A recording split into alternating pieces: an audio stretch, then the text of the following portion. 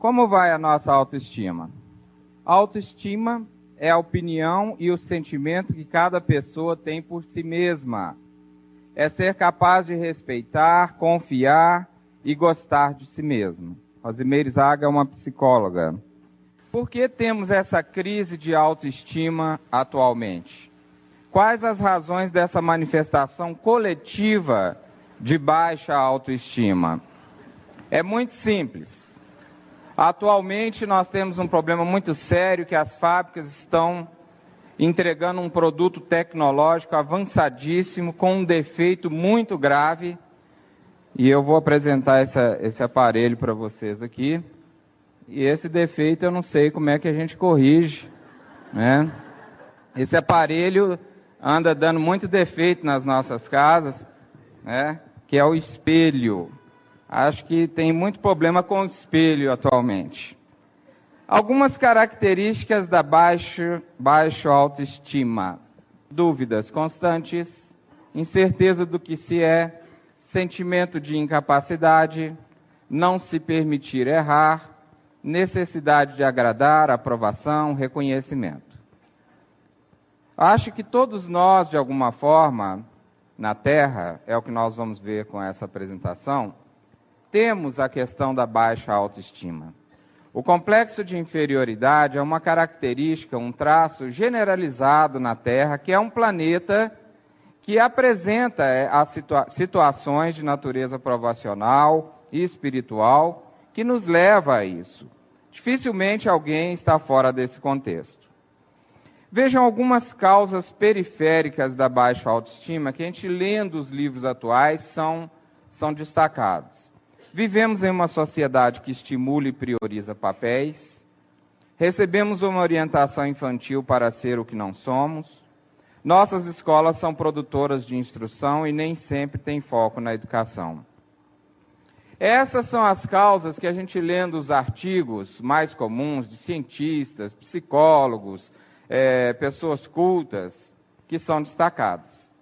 Como se a autoestima fosse apenas um resultado da educação infantil, que os pais, a escola e a sociedade nos proporcionam.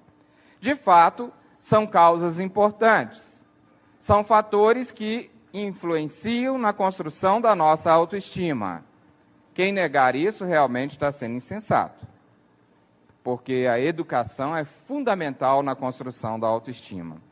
Mas, lançando uma luz espiritual sobre o assunto, nós temos que nos perguntar qual será a causa profunda dessa baixa autoestima. E nós vamos começar a fazer uma reflexão sobre isso nessa pergunta: quem sou eu? Porque nisso reside com certeza o caminho para a gente fazer uma análise, uma reflexão sobre a causa profunda, a raiz dessa crise de baixa autoestima na atualidade, na nossa sociedade, na qual todos nós nos encontramos em cursos. Quem sou eu? Talvez essa seja a grande pergunta da humanidade no momento. Quem sou eu de fato? Porque nós somos educados pelos pais e primeiro recebemos aquela voz paterna e materna na nossa intimidade. Depois vem a escola, depois a sociedade, depois a gente casa, ainda não é a gente. Somos os pais, somos o que aprendemos na escola, somos a influência dos amigos, e depois a gente casa, e aí vem a mulher e fala um colosso de coisa, vem o marido e fala um colosso de coisa, e vem os filhos e quer que a gente seja o que eles querem que a gente seja. E a gente chega ali pelos 50 anos de idade, ainda bem que eu estou bastante distante dessa faixa, né? E a gente começa a perguntar assim, quem sou eu afinal de contas? Vejam vocês uma coisa que nós estamos aprendendo com a convivência social nos trabalhos que nós fazemos. É muito comum chegar mulheres de meia idade, mães, na faixa dos seus... Meia idade é ali dos 45, quem tiver nessa faixa já pode assim se condecorar, né? Ali para os 55, 60, essa é a meia idade. Mulheres que nos procuram nessa faixa de idades, completamente destruídas emocionalmente. Por quê? Porque casaram cedo, E viveram para os filhos que nasceram, para o filhão que já veio cheio de deseducação, que é o pai, né? Aí os filhos crescem, os filhos caminham para os seus 15, 20, 25, 30 anos, e eles querem ter a vida deles, quando eles realmente são pessoas independentes. Aí a mulher chega à conclusão, e muitas vezes o pai também, de que agora o que eu vou fazer? Aí ele chega à conclusão, agora tem que cuidar de mim, olhar para mim. Querendo ou não, tem que se olhar. Aí a mulher se olha e fala assim, eu sou uma inútil, não sirvo para nada. Porque meus filhos que eu amei tanto, que eu dei minha vida toda para eles se foram, não querem nada comigo. Quem sou eu? Aí começa a pergunta. Então esse quem sou eu, ele está presente na vida de todos nós, conforme as nossas experiências de cada um. Ou por faixa de idade, ou por dramas, tragédias que a vida nos traz e que nos leva a perguntar, para que eu estou fazendo aqui? De fato, quem sou eu? O que eu quero? O que eu vim fazer nesse mundo? É uma pergunta que a gente precisa pensar muito sobre ela, e olha aí. E às vezes a gente, né, se olha no espelho e não sabe quem sou eu. Quem sou eu? Né? Onde está a minha individualidade? Onde está a minha particularidade como ser em evolução espiritual? Porque eu me formei porque meu pai queria que eu fosse isso. Eu depois desenvolvi uma habilidade porque minha mãe tinha um sonho. E veja, isso é uma narrativa de muitos de nós. E estou aqui numa certa meia-idade que falaram, e sem saber se era isso mesmo que eu queria, porque eu me formei no que meu pai queria, no que minha mãe falou, depois vieram meus filhos, ainda fizeram mais um bocado de estrago comigo, e olha aqui como estou eu. Uma pessoa com meia-idade e sem saber se eu vivi ou se eu não vivi. Me sentindo vazio, vazia, querendo alguma coisa da vida que nem eu mesmo sei definir. Eu me olho no espelho, ora eu me vejo de uma maneira, ora eu me vejo de outra. Né? Então a nossa grande luta reside nisso aí, em conciliar o que nós somos verdadeiramente, o eu real, com aquilo que a sociedade, com que o mundo externo projeta para que a gente seja, que é o eu ideal. Como espíritas, isso acontece, mas de uma maneira marcante. Nós, muitas vezes, entramos para a doutrina espírita e, como é comum, debaixo de dor, de sofrimento, de dificuldades imensas, passamos para o conhecimento e aprendemos um colosso de coisas que a gente tem que deixar para fazer outras. Aí, mais uma vez, além de pai, além de mãe, além de filho, além de professor, além de sociedade, agora ainda vem uma nova instituição chamada Centro Espírita, colaborando para que eu seja quem eu não sou. Perceberam? Porque o espírita faz isso, o espírita não faz aquilo. É muito comum a gente ver isso, a gente que viaja, lida com muitos locais, e especialmente sobre a gente que é médium, né, que se torna uma pessoa conhecida, uma pessoa pública, as pessoas têm muitas expectativas sobre a gente.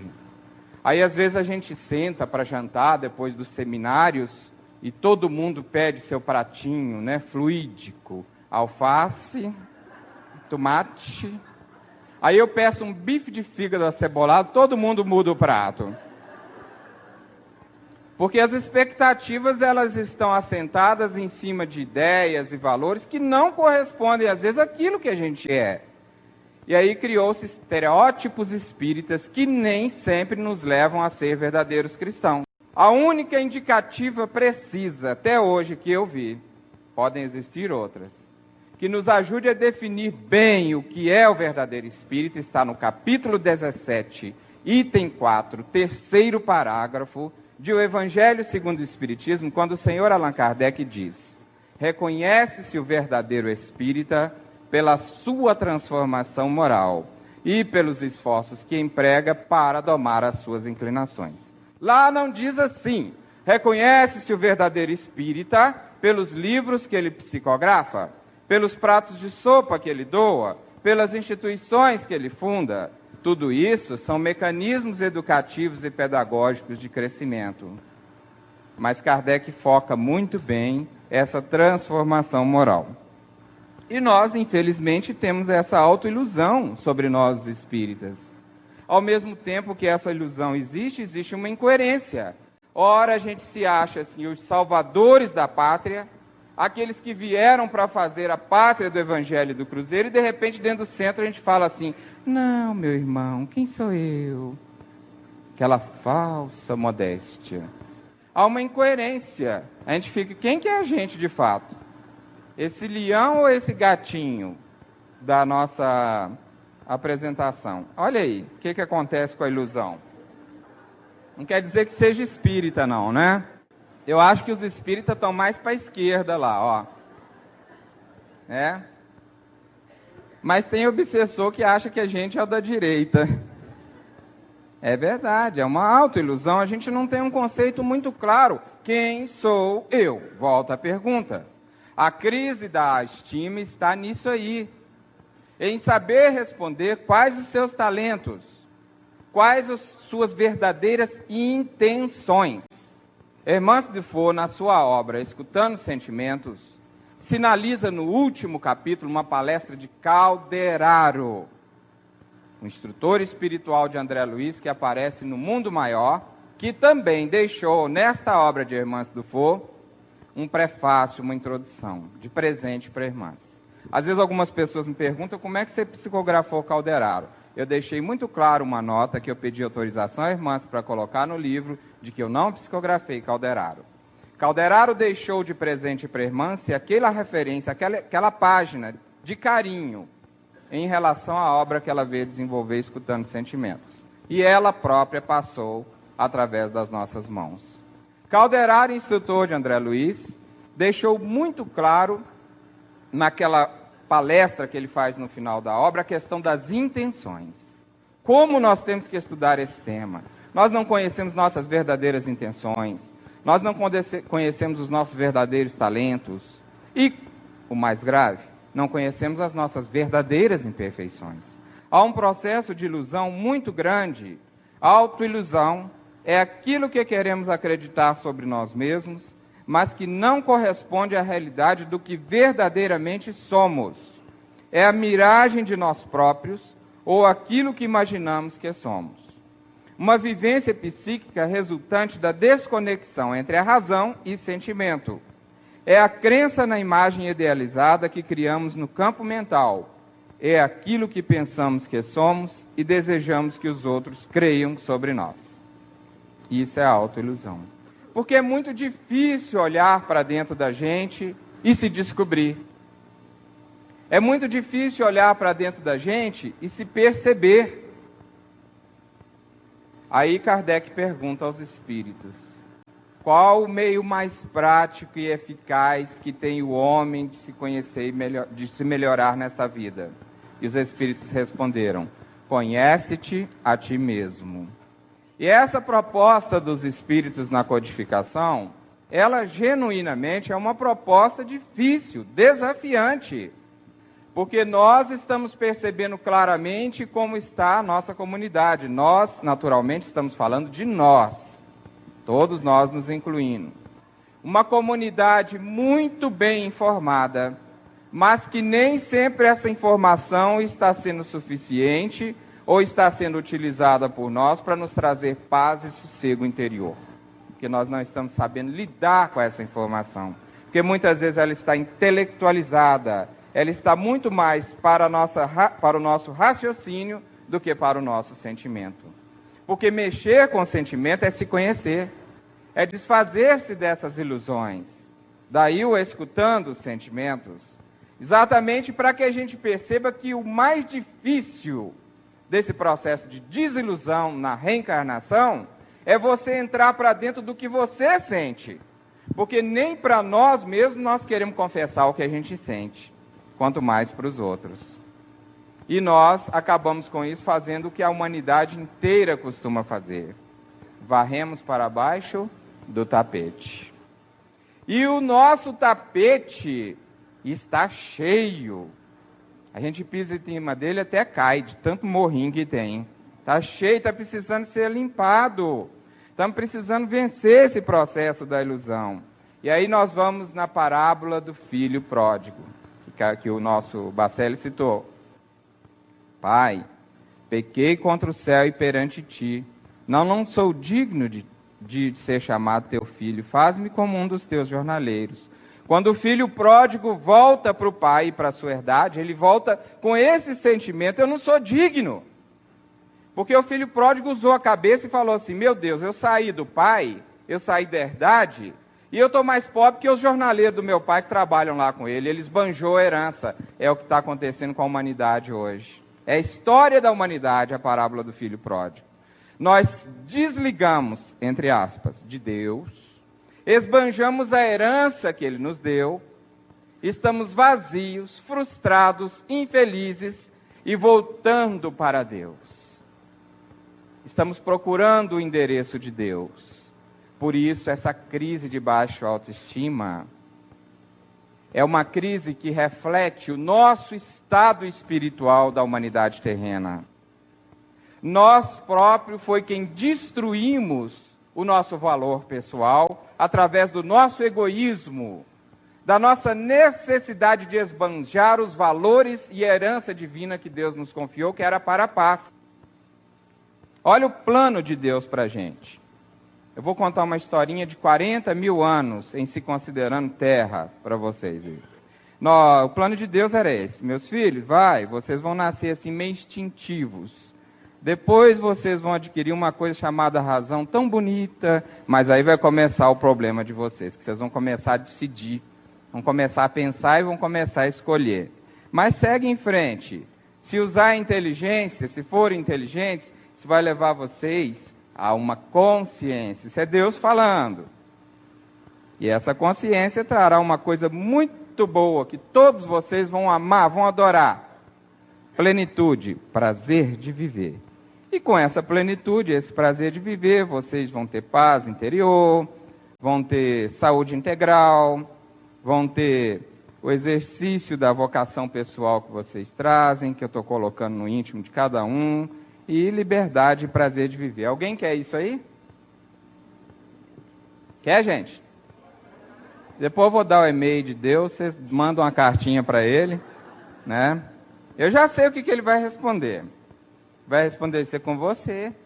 Foi você que largou a herdade, esbanjou a herança, agora volta, eu vou te aceitar. O que aconteceu com o pai quando o filho pródigo voltou para a herdade? O pai o beijou e abraçou ele pelo pescoço. Com Deus não tem essa coisa de exclusão, não. Errou, está excluído. Isso é coisa nossa, dos homens, do nosso movimento, né? Que Bacelli já falou bastante aqui sobre isso. Coisa de homens.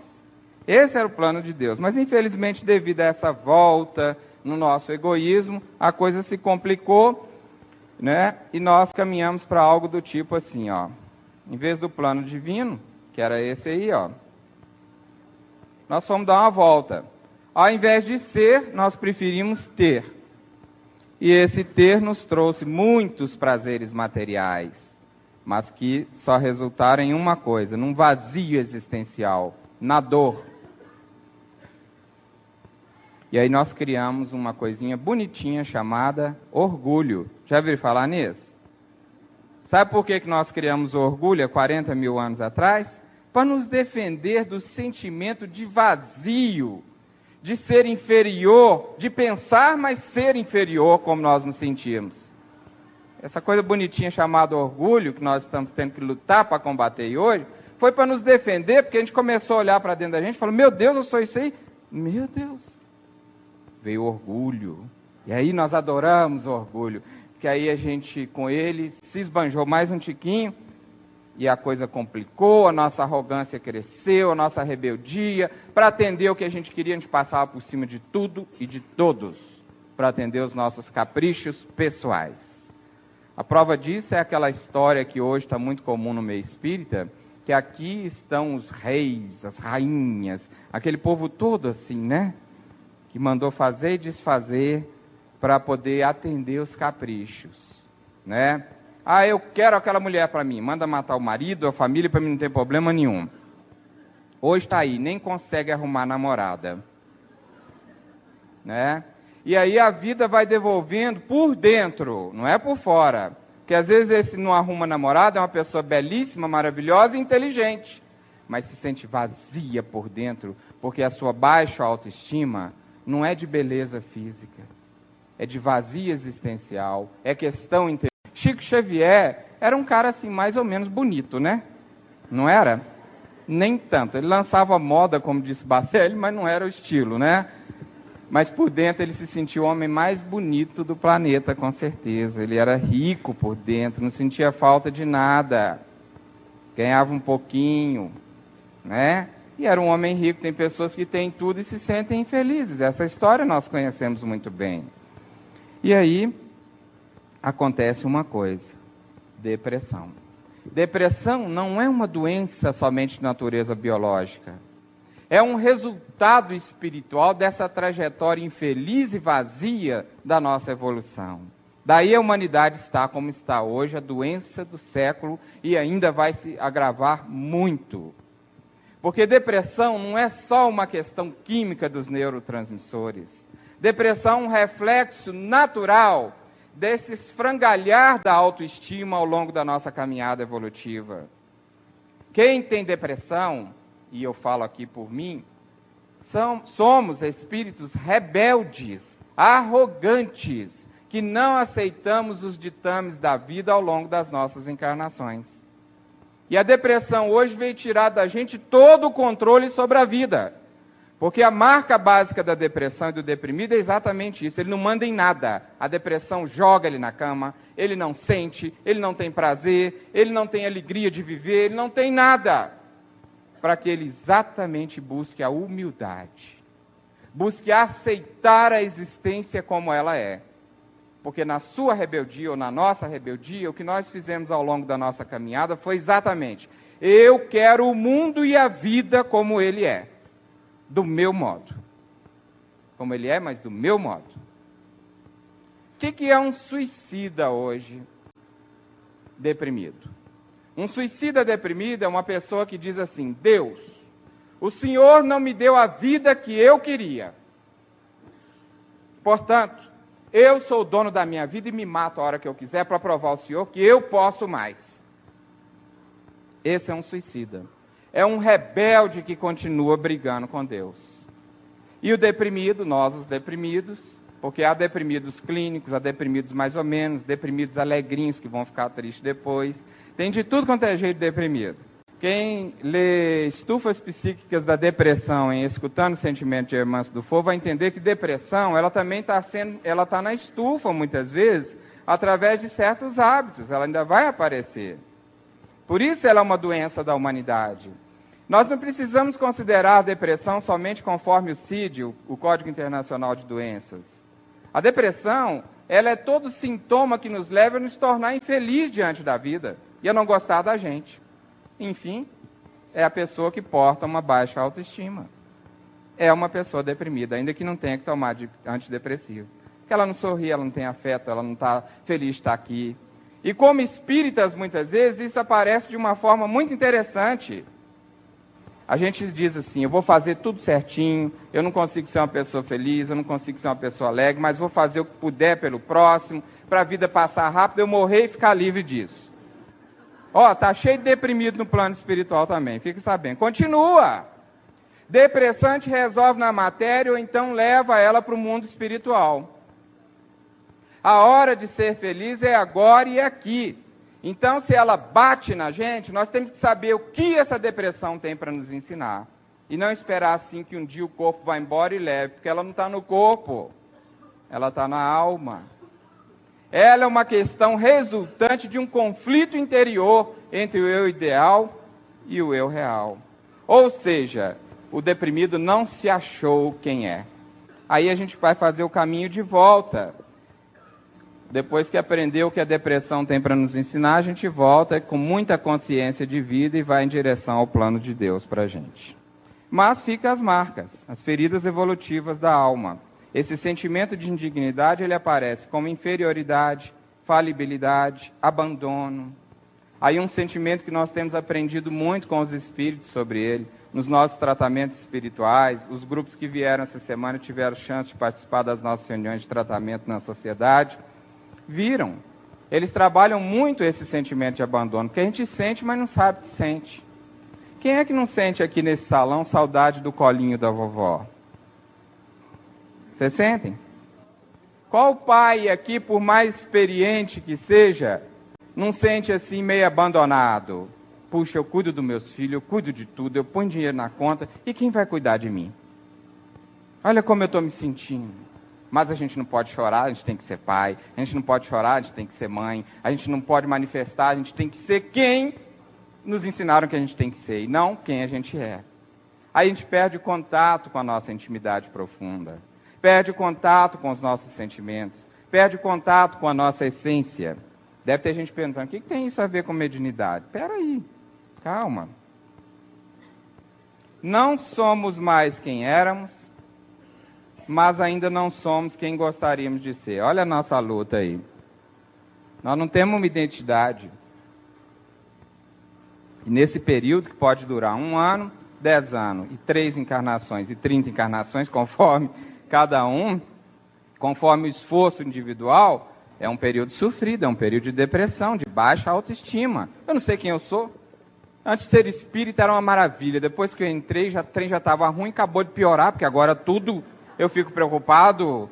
Eu encosto o carro num lugar errado, eu fico traumatizado, cheio de ansiedade, não durmo na noite seguinte, tudo me cobro. Não é assim? Tem muita gente falando, eu não vou ser espírita não, porque eu ser espírita preocupa com coisa boba demais. Mas é o processo de se buscar intimamente. É o processo de se conhecer. A perda da autoestima advém sempre como reação da excessiva valorização de si mesmo. Está em Ícaro Redimido, uma obra que a gente recomenda que seja lida, precisa ser conhecida dos espíritas, tá? Porque realmente ela é maravilhosa, explica a depressão, explica a arrogância, explica essa doença que está entranhada na gente. Que tem isso a ver com a autoestima dos médiuns? Ora, se nós estamos falando de gente, de ser humano, das nossas lutas, o médium é gente. Como bem falou Bacelli aqui ontem. Somos pessoas comuns, né?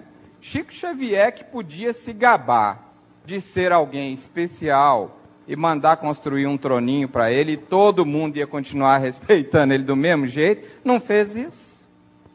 Se fez gente o tempo todo. Jesus Cristo, que tinha esse direito, não fez isso. Se fez gente o tempo todo. E a gente acha que numa noite de loucura e de insanidade mandou ele para a cruz, ainda por cima. Por que é que nós, a lenha seca, o madeiro verde, vamos querer algo de especial para nós? Só mesmo insanidade, não existe outra palavra. Insanidade, que eu digo por mim, até certa etapa da minha vida espírita, fez parte de mim também. E graças a Deus eu descobri que estava doente, e hoje eu não tenho esse peso sobre meus ombros de ter que levar um espiritismo fazendo pose para os outros achar que eu sou alguém importante. Como está leve desse jeito, como está gostoso, como eu estou feliz. O ambiente da mocidade que eu fui criado foi um ambiente realmente de dor, de cobrança, de maldade, de crueldade com o lado humano do ser. Ainda bem que eu não comprei um 38 para meter uma bala na cabeça, para ter tempo de descobrir que era alguém melhor do que me mostraram dentro do centro espírita, e que eu podia fazer alguma coisa por mim. E estou fazendo. Uma estrutura de amor, de fraternidade, onde você possa mostrar que aquela pessoa doente, ela também tem talento. Ela também tem o que fazer. Não é aquele talento assim de talento. Talento de talento mesmo. Entenderam como é que é? É o talento de virtude. Deus aposta em nós, meus irmãos. Acho que só nós é que não apostamos uns nos outros. E Deus, que é o grande chefe, Jesus, que é o chefe da obra, usando até uma terminologia imprópria, ele todo dia recruta todo mundo para a obra dele. Mas nós que achamos que somos donos do espiritismo, nós, e eu estou me excluindo desse grupo cada dia mais, talvez nem faça mais parte dele, passamos aval, você pode, você não pode, você isso, você aquilo. O que tem a ver com os médicos? Tem a ver o seguinte: nós temos uma população geral na Terra hoje de 30 bilhões de espíritos, encarnados e desencarnados. André Luiz, em 1964, no Anuário Espírita, falava em 25, 26 bilhões. Emmanuel, em Roteiro, um pouco antes, falava em 20 bilhões. mas a Terra está crescendo. E atualmente a informação que a irmã Dufo nos passa em Lírios de Esperança, confirmada por outros médiuns, é de 30 bilhões de espíritos. Vejam bem, nós temos bons espíritos, temos bons, maus, mais ou menos, temos de tudo. 24 bilhões desses espíritos estão fora do corpo. E a ONU, Estatística Humana, fala que nós temos 6,5 bilhões de almas reencarnadas na matéria. Isso é estatística humana. Eu arredondei para 6 para facilitar nossas contas.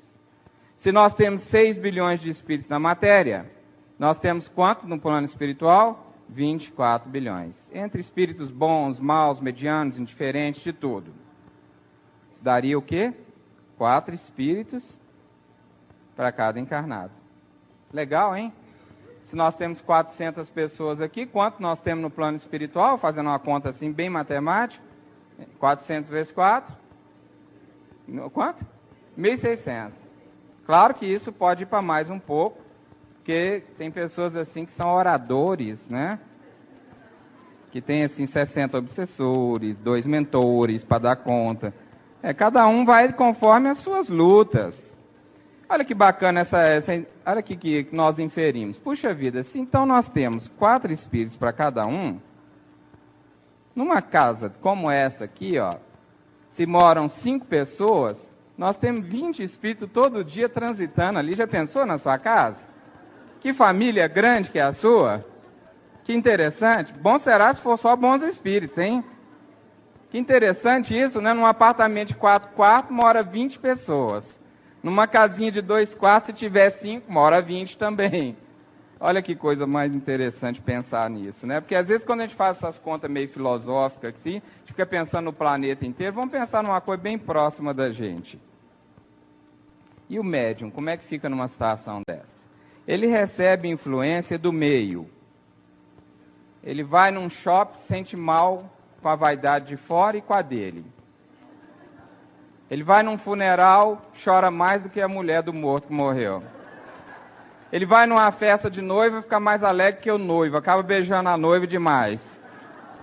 E o meio vai influindo, o médium vai sentindo em tudo quanto é lugar. E o povo acha que ele é doido, porque às vezes ele está num parque e está sentindo uma vibração. Esse cara realmente é esquisito, mas às vezes é a vibração da árvore, do bosque, do lago, né, dos bichos. Chico Xavier sentia a vibração dessas coisas todas, né?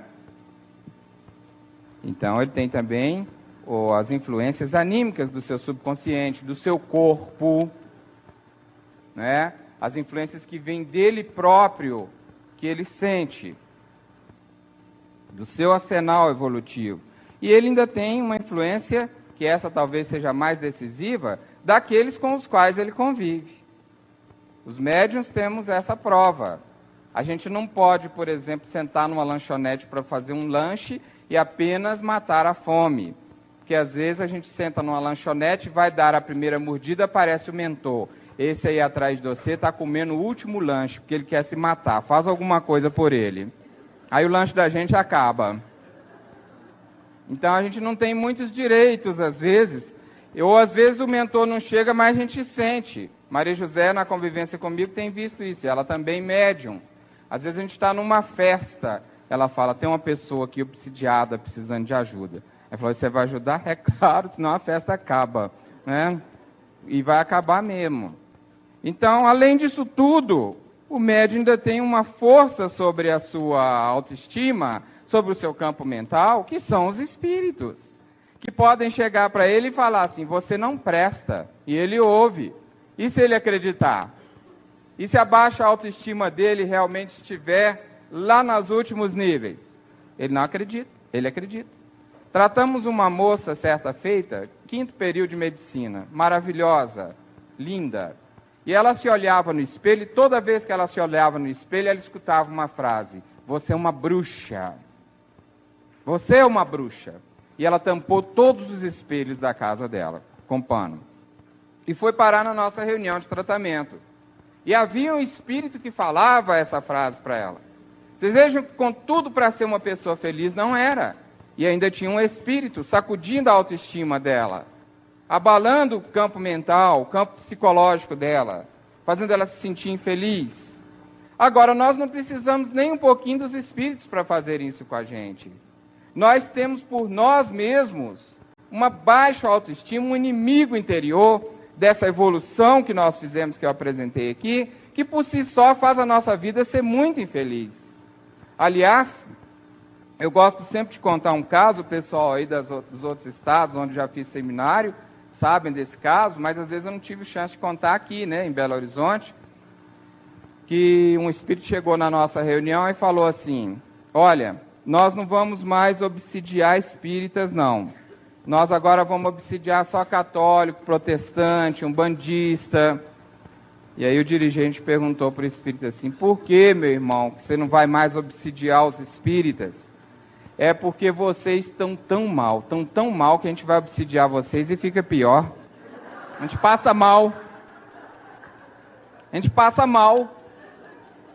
Então nós não precisamos de companhia espiritual nenhuma para fazer a nossa vida ser infeliz. Nós somos os autores da nossa infelicidade. Nós somos os primeiros autores da vida da gente ser uma vida infeliz. Culpar os espíritos que nenhum corpo tem no meio de 30 bilhões de espíritos, no mínimo é uma insanidade da nossa parte. Porque nós estamos aprendendo com os espíritos que o corpo é um templo. Estar reencarnado na Terra num momento como esse é uma das maiores bênçãos que pode existir. Nós temos que agradecer a Deus. Porque os que estão do lado de lá sem matéria já estão em desvantagem, se não têm intimamente a felicidade, o amor e a estima pessoal. Estar no corpo é receber a oportunidade do recomeço, do reencaminhar, do estar novamente com a possibilidade de nos trabalhar. Se você deseja ligar-se aos espíritos iluminados, precisa enxergar a luz que brilha dentro de si. Se a gente não trabalhar com a nossa estima, descobrir na nossa intimidade a luz, senão a gente não se liga aos amigos espirituais. Vejam a crise de mentor que nós temos no centro espírita. Obsessor tem o maior cartaz no centro espírita, mas mentor nem aparece. Por que será? Porque os médiuns não se sentem dignos de receber os amigos espirituais. Eles acham que não são dignos de receber um André Luiz para escrever, um doutor Inácio. Eles acham que têm os médiuns proprietários deles. Algumas pessoas me perguntam isso. Eu vi um espírito assim, será a irmã? Com certeza. Hoje, acho que foi hoje, né, Bacelli? Ontem à noite, não sei. Hoje, parece. Eu vi a doutora Inácia em pé ali, feliz. Foi hoje cedo. Cantando com a Cláudia. E Bacelli me disse que ele gostava muito desses ambientes, dos cantos. Então, se doutor Inácio fosse exclusividade do Bacelli, então nós já estávamos transferindo os títulos, né, Bacelli? Já estava mudando.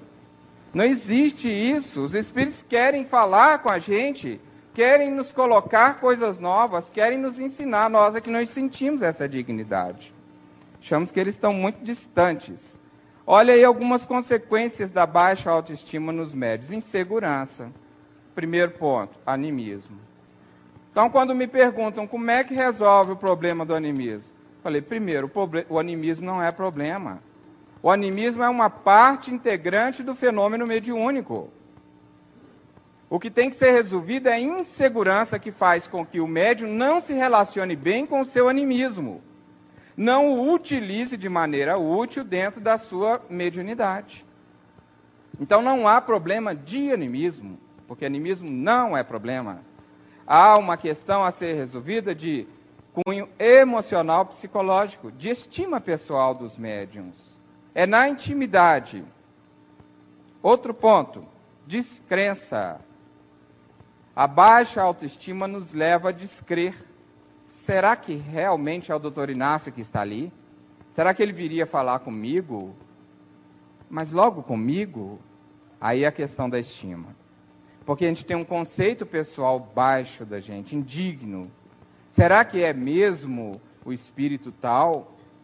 Aí começam os problemas de filtragem. Às vezes um amigo espiritual nos mostra uma realidade nova que livro algum nos trouxe. E ele fica assim na sua descrença. Puxa, isso aí não existe, não.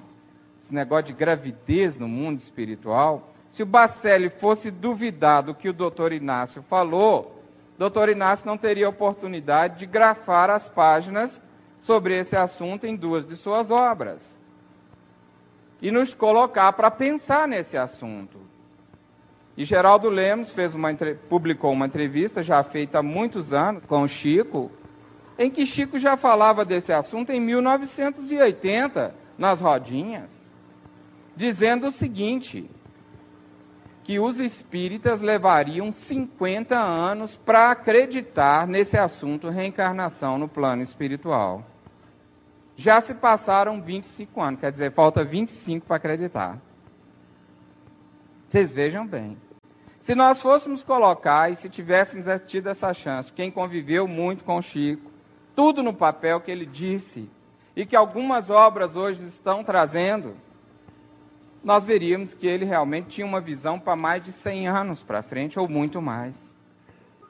E nós estamos discutindo porque não veio pelos médiuns consagrados, não veio por aqueles que são os avais, entre aspas, da verdade, porque isso não existe. Todos somos médiuns em aprendizado. O único médium que passou em missão nessa terra foi nosso Senhor Jesus Cristo.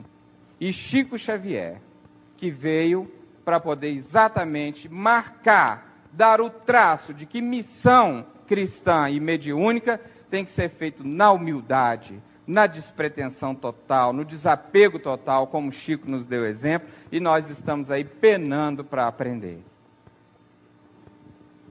Os outros, nós outros, estamos penando para aprender. A baixa autoestima, ela traz também um perfeccionismo, uma necessidade da coisa sair ótima, maravilhosa, de impressionar, com perfeição. E aí, o que acontece com o médium? Ele não se entrega para o trabalho mediúnico.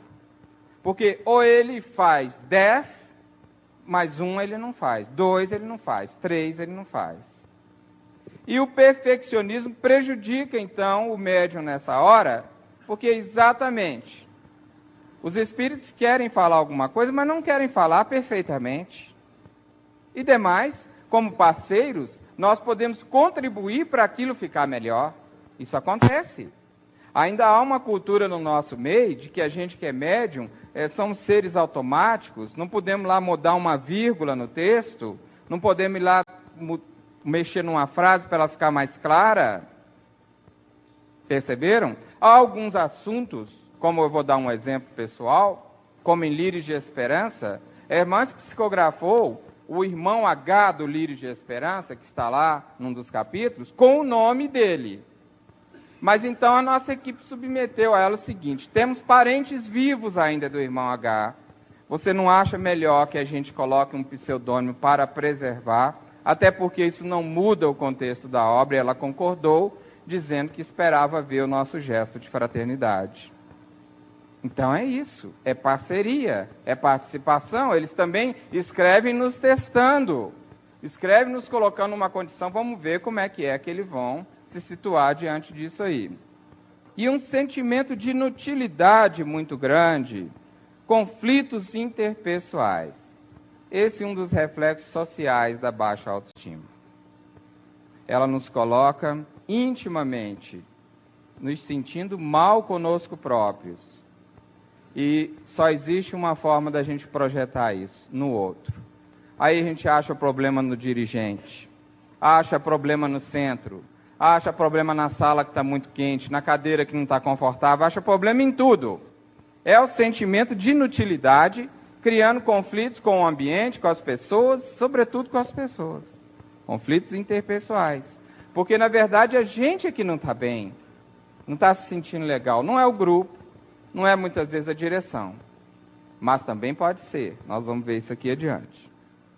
Uma necessidade de destaque muito grande. Quem tem baixa autoestima é um traço principal. Tem uma necessidade de aparecer, de mostrar que é o melhor, de estar em evidência, de colocar seu nome pessoal em tudo. Essa é a luta nossa, né? Do destaque pessoal. É porque não se sente bem consigo. Então tem que falar, eu sou alguma coisa. Tem que provocar, tem que mexer, tem que dizer. Quem está bem consigo, quem se ama, quem convive bem consigo, não tem falta disso. Se basta a si mesmo. A vida para esse flui. A alegria de quem está bem consigo mesmo, sabe qual é? É conhecer outras pessoas, é amar outras pessoas, é ajudar e ser solidário com os outros, porque ele se sente tão bem, tão rico, que ele fala, será um egoísmo se eu não estender a mão àqueles que não estão bem ao meu lado. Melindre. Bom, graças a Deus é um assunto que nós já vencemos no meio espírita. Interpretam a crítica às suas produções mediúnicas como desaprovação e descrença no seu fenômeno. A baixa autoestima faz isso com o médium. Ele se sente desaprovado quando alguém vem contribuir com alguma coisa. Perceberam? Então, isso é um dos reflexos dessa baixa autoestima. Como educar-se para a autoestima? A Bacelli falou da cachoeira, olha aí, já estava aí, né? Nós estamos em sintonia. Sim, meu amigo, observa a cachoeira que surge aos teus olhos. É um espetáculo de beleza, guardando imensos potenciais de energia. Revela a glória da natureza. Destaca-se pela imponência e impressiona pelo ruído. Entretanto, para que se faça alicerce de benefícios mais amplos, é indispensável que a engenharia compareça disciplinando-lhe a força. É então que aparece a usina generosa, sustentando a indústria, estendendo o trabalho, inspirando a cultura e garantindo o progresso. Assim também é a mediunidade. É uma mensagem avulsa de Emmanuel que está na obra Estudando a Mediunidade, de Martins Peralva. Então, como educar-se para a autoestima? O primeiro ponto é exatamente descobrir que esses talentos que vertem do alto, eles precisam ser trabalhados aqui na vertical do nosso campo mental. Precisam ser disciplinados. E disciplina, junto, traz uma série de iniciativas e atitudes que nem sempre nós gostamos. Que nem sempre é fácil para a gente. Disciplinar-se num mundo como está o nosso é um grande desafio. E sem essa disciplina, para poder tomar um contato com o nosso mundo interior, não estou falando de disciplina no exercício mediúnico, não. Nosso tema é todo voltado para o psicológico e emocional do médium. Esse tema é disciplina mediúnica, ele é uma outra característica, um outro foco muito importante, interessante, que não está sendo aqui destacado. Nós estamos falando da disciplina pessoal com o mundo íntimo. Como temos que ter? Analisar aquelas reações que a gente tem, estar atento o tempo todo ao que se passa no nosso mundo íntimo. É como diz a irmã no livro Escutando Sentimentos, porque eu sinto o que eu sinto. Descobrir a natureza das nossas emoções, e isso exige disciplina e atenção. Um contato permanente com a nossa intimidade. Ainda que inicialmente isso seja programado e depois mais espontâneo, mais natural. Nós recebemos nas nossas casas espíritas muita informação, muito estudo, e isso ilumina o nosso pensamento. Mas a essência disso tudo, o destino disso tudo, deve ser a transformação. O trabalho, olha, estudo, trabalho, pensamento, sentimento. Porque senão, se nós ficarmos nessa faixa azul, nós podemos reproduzir um fenômeno religioso histórico, que está narrado muito bem em Lucas, na parábola do bom samaritano, do levita que desceu, viu o homem caído e não fez nada. Do sacerdote que desceu, viu o homem caído na estrada e não fez nada. Levita e sacerdote eram homens muito preparados daquele tempo, cultos. Quem é que foi que estendeu a mão para o homem caído? Era um samaritano, que ia de viagem, que moveu-se de íntima compaixão. Íntima compaixão é pensamento? Não. É sentimento. É o que nós estamos precisando trabalhar. Porque senão, essa transformação, ela também vai ficar nesse sentido assim, uma transformação de estereótipos.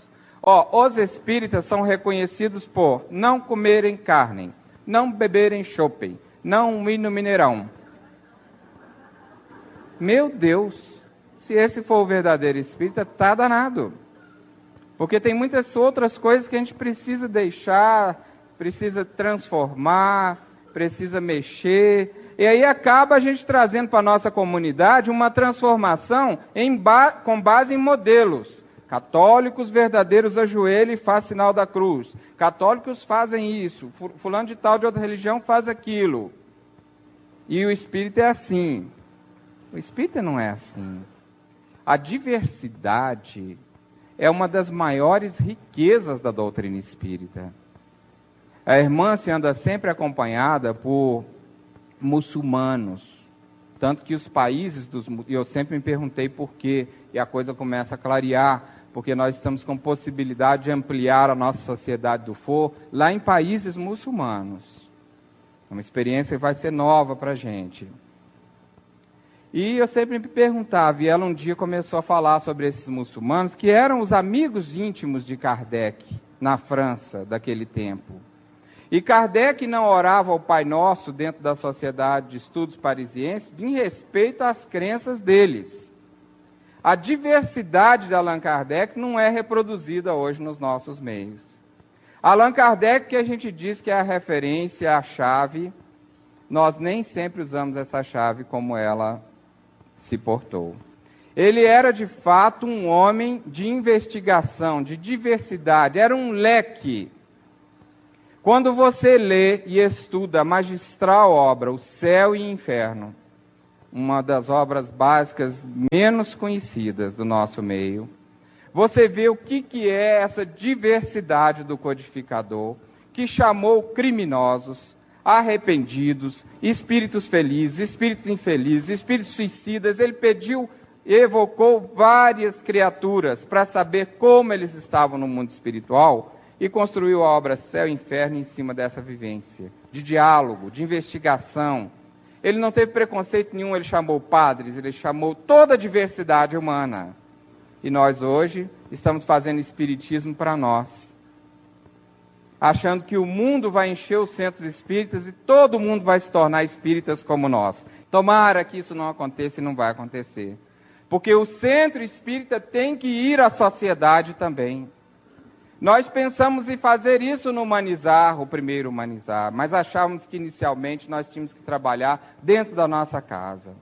Mas nós queremos fazer nos outros, mais para frente, essa ponte, esse laço, ter aqui pessoas como Bacelli, como Robson, como muitos que podem oferecer a sua contribuição espírita, mas ouvir alguém que tenha algo também para nos ensinar e sermos pessoas mais felizes, não necessariamente só espíritas.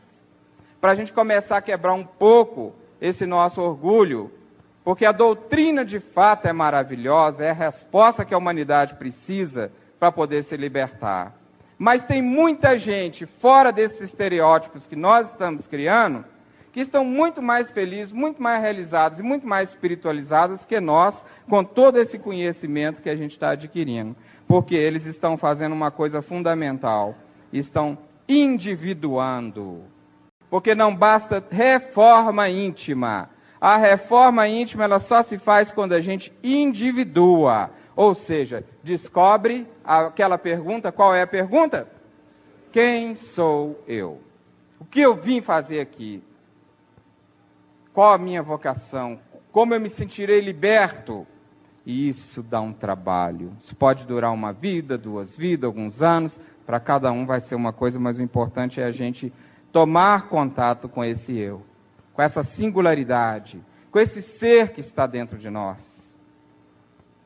Essa é a questão da estima. Olha essa imagem. Nessa imagem, o pessoal que já conhece os seminários que eu faço, está a doença básica. Mas aqui também está a cura básica. Eu normalmente apresento essa imagem quando vou falar da arrogância. Coloco aqui. Mas o remédio, a cura para essa nossa arrogância também está nessa imagem. Porque aqui, esse sujeito, com certeza, deve ser um paraquedista experiente, oro que seja, né? Experiente não em paraquedas, mas em saber nadar. Para poder dar um jeito na sua vida. Então ele conhece os seus limites, ele é um cara humilde, né? Se ele não for humilde, ele não faria isso nunca, porque senão ele estaria suicidando. Uma forma, aliás, muito sugênere de suicidar. Quem estiver pensando em se matar, compre um paraquedas amanhã, encomende uns jacarés. Por favor, hein, gente?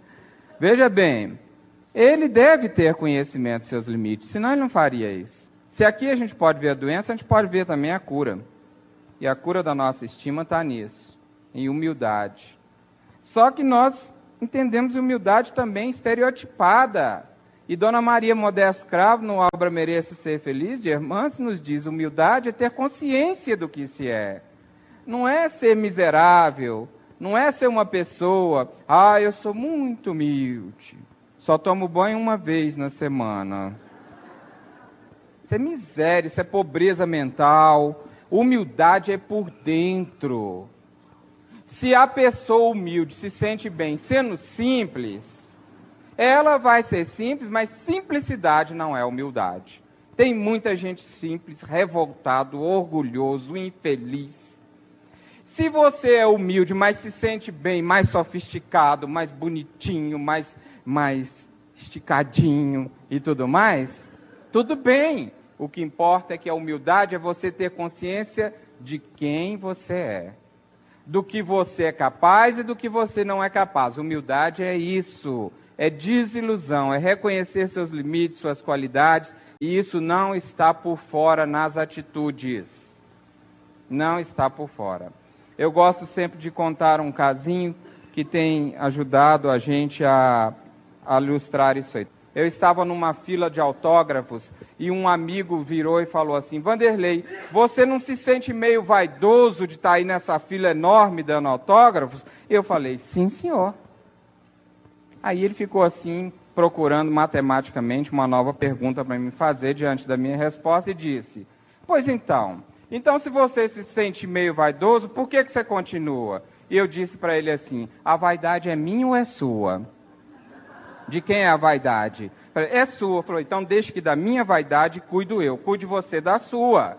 Porque o que eu mais quero é a chance de que a minha vaidade apareça. Que ela venha para fora para mim olhar para ela e dizer assim, escute aqui, ó menina.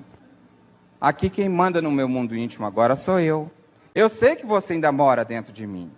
Mas essa fila aqui não está aqui porque eu sou uma pessoa especial. Essa fila está aqui por gratidão, a autora espiritual. Essa fila está aqui porque essas pessoas, não podendo abraçar o médium, abraça esse rechuchudo aqui. Não podendo abraçar o espírito, abraça o médium rechuchudo, né? E aí eu trabalho com o meu sentimento. O que eu mais quero é isso. A chance de me ver. Porque nós espíritas criamos coisas assim. Não elogie, viu? Porque se elogiar, coitado do expositor, coitado do médium, coitado do fulano. De fato, o elogio é dispensável. Que venha o estímulo. Mas nós não sabemos muitas vezes nem estimular, nem elogiar, nós sabemos desmotivar.